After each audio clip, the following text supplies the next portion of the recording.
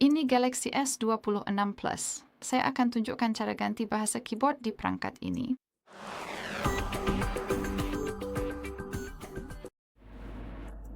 Jadi mari kita mulai dengan membuka aplikasi yang akan menampilkan keyboard. Misalnya pesan, catatan, browser, pengaturan, atau apapun, yang penting keyboard muncul di layar. Dan sekarang yang perlu kita lakukan hanyalah mengetuk ikon pengaturan di panel atas ini. Lalu masuk ke bahasa yang jenis, dan di sini kita harus mengetuk kelola bahasa input. Seperti yang bisa Anda lihat, kita telah diarahkan ke daftar lengkap bahasa yang tersedia yang bisa kita pilih. Seperti yang Anda lihat, daftarnya sangat-sangat panjang, jadi pasti Anda akan menemukan bahasa yang ingin Anda gunakan.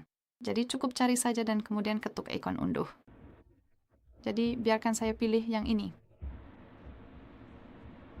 Entah kenapa ini tidak mau berfungsi.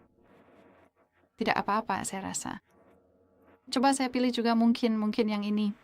Oke, sepertinya tadi hanya ada masalah dengan koneksi internet. Jadi setelah mengetuk ikon unduh ini, perangkat kita akan langsung mengunduh bahasa tersebut. Dan setelah itu, bahasa tersebut seharusnya muncul di bagian atas, tepat di sini di bagian bahasa yang sudah diunduh. Jadi harap bersabar, biarkan saya tunggu sebentar, atau mungkin saya akan langsung menunjukkannya pada bahasa Cina, karena setelah diunduh, bahasanya akan muncul di sini, seperti yang sudah saya katakan. Dan yang perlu Anda lakukan hanyalah memastikan opsinya sudah dicentang, sudah diaktifkan, jadi cukup ketuk tombol pengalihnya. Sekarang kita bisa kembali ke bagian sebelumnya. Dan di sini kita punya opsi tambahan yang disebut metode pengalihan bahasa, yang tentunya akan tersedia jika Anda sudah menambahkan lebih dari satu bahasa. Ketuk saja, lalu pilih tombol bahasa, spasi, geser, atau keduanya. Saya pilih keduanya untuk menunjukkan cara kerjanya. Saya akan tunjukkan cara pakai keyboard dengan dua bahasa sebelum menghapusnya. Kembali ke keyboard.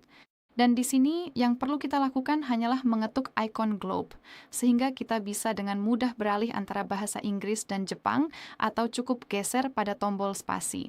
Dan begitulah cara kerjanya.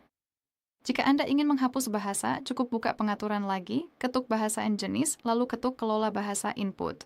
Jadi jika Anda ingin menghapus bahasa, cukup ketuk tombol pengalih di samping bahasa yang ingin dihapus. Baiklah, itu saja. Terima kasih banyak sudah menonton. Silakan tekan tombol subscribe dan beri jempol ke atas.